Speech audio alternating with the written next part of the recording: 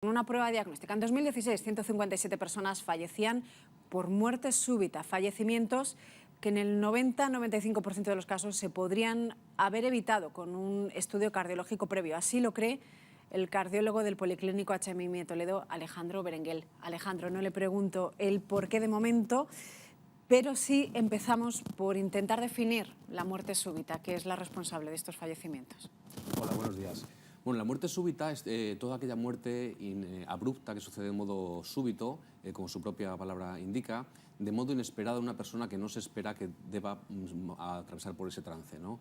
Es una muerte que en principio se debe a causas cardíacas en la mayor parte de las ocasiones y que cuando comienzan los síntomas el desenlace se produce en la primera hora del fallecimiento. Obviamente excluimos todas las causas violentas, traumáticas, accidentes, etcétera.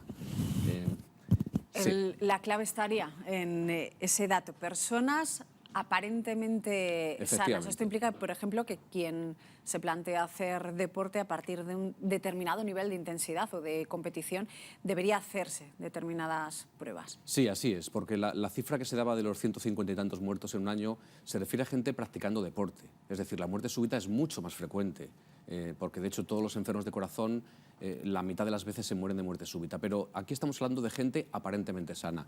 El presuponer que un deportista está sano es mucho presuponer. En ocasiones, en la alta competición no sucede porque están muy controlados, ¿no? Pero hablamos de los deportistas amateur, sí que es cierto que son gente que tiene tanta pasión por su deporte que de lo que se preocupan es de sus buenas zapatillas de deporte, de su pulsómetro y de ponerse a hacer ejercicio, pero quizás no se preocupan tanto de su salud. Y con un chequeo cardiológico básico, que debe empezar por un electrocardiograma y una exploración física muy sencilla, a partir de ahí ya empezamos un camino en el cual vamos viendo si hay que profundizar un poquito más en el estudio, sobre todo si hay antecedentes en la familia. En esos casos ya iríamos a hacer una ecografía de corazón o una prueba de esfuerzo y con todo ello efectivamente estamos hablando de que descartamos entre un 90 y un 95% de las causas potencialmente causantes de la muerte súbita. Son pruebas, usted lo ha dicho, relativamente sencillas, pero ¿no se hacen por defecto?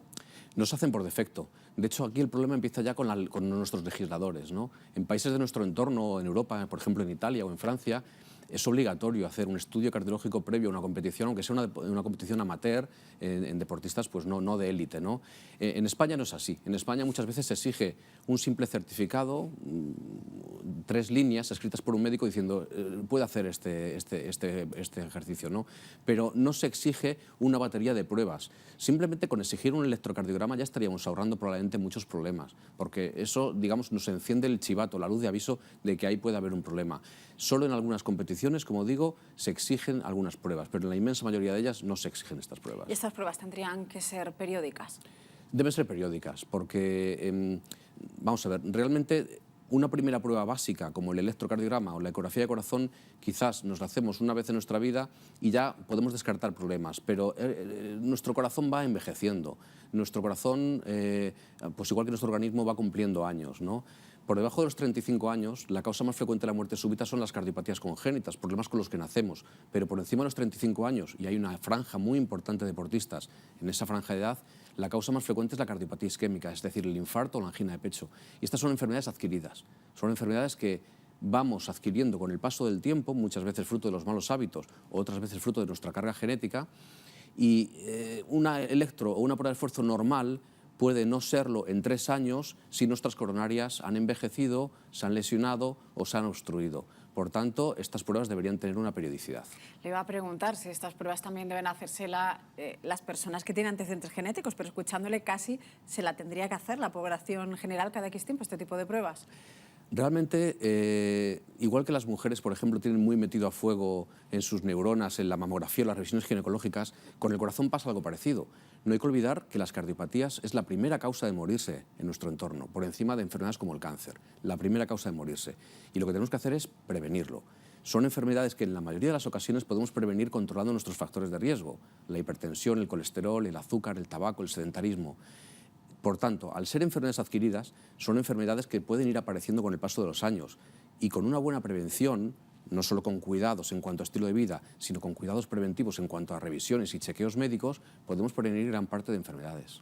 Estas mamografías, estas ecografías, sí que están previstas en los protocolos sanitarios para esas revisiones periódicas, pero ¿Este tipo de pruebas cardiológicas están previstas cada X tiempo en los protocolos sanitarios de nuestro país? No están previstas. Realmente tenemos un problema muy importante en cuanto a carga asistencial.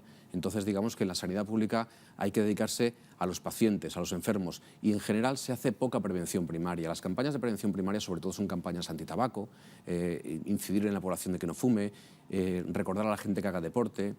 Pero realmente, más allá de la educación sanitaria o los consejos que damos a los pacientes, no se puede hacer mucho más allá. Lo que decimos es cambiar el chip y tener una actitud proactiva por parte del receptor del servicio sanitario, es decir, del paciente. Es el paciente el que en este caso debe tomar una actitud proactiva de decir: yo quiero hacer deporte, yo estoy sano, yo no necesito un médico. No tengo un problema, no tengo que ir al hospital a que me miren porque me duele algo, pero quiero hacer deporte, quiero estar seguro que lo puedo hacer con seguridad y con salud. Entonces, quizás es ahí el individuo el que de un modo proactivo debe decir: voy a hacerme un chequeo, voy a hacerme una revisión, voy a hacerme un electrocardiograma, y si en mi familia ya hay antecedentes, ya voy a ver si me hago otras cosas un poquito más complejas. Pero realmente estamos hablando de que son pruebas nada costosas, son pruebas muy asumibles para la población, y quizás deba dar un paso adelante aquí el individuo. Desde la Fundación Española del Corazón van más allá en esta tarea de prevenir y animan a que cuando hay un caso de fallecimiento por muerte súbita se haga un estudio, se haga una autopsia para determinar qué patología la ha provocado. Entre otras cosas, para determinar tratamientos, metodologías, pautas para esos familiares en situación de riesgo. ¿Estos estudios tampoco se hacen por regla general? Sí, esto sí que es habitual. Cuando hay una muerte súbita o inexplicada, obviamente se pide autorización a la familia para hacer una necropsia al paciente, porque es muy importante saber por qué se ha muerto ese individuo. Es distinto que se haya muerto por una cardiopatía congénita que por una miocardiopatía hipertrófica o una enfermedad coronaria. ¿Por qué? Porque las implicaciones familiares van a ser distintas. La miocardiopatía hipertrófica, que es la causa más frecuente de morirse súbitamente en gente por debajo de 35 años al practicar deporte, es una enfermedad con una agregación familiar muy marcada. Es decir, hay familias donde todos los miembros pueden tener la enfermedad. Si el individuo se ha muerto de esta enfermedad, debemos saberlo porque hay que hacer un screening al resto de la familia. Y esto sí que lo hacemos en la sanidad pública. Esto es una digamos, labor habitual en nuestro día a día. Distinto es el individuo que no tiene antecedentes en la familia, pero dice: yo me quiero hacer un chequeo porque quiero hacer deporte con seguridad. Y esto ya, digamos, el sujeto tiene que buscar otras opciones. Muy rápidamente, doctor, ¿cómo podemos identificar que alguien está padeciendo una parada cardiorrespiratoria súbita y, sobre todo, qué tenemos que hacer?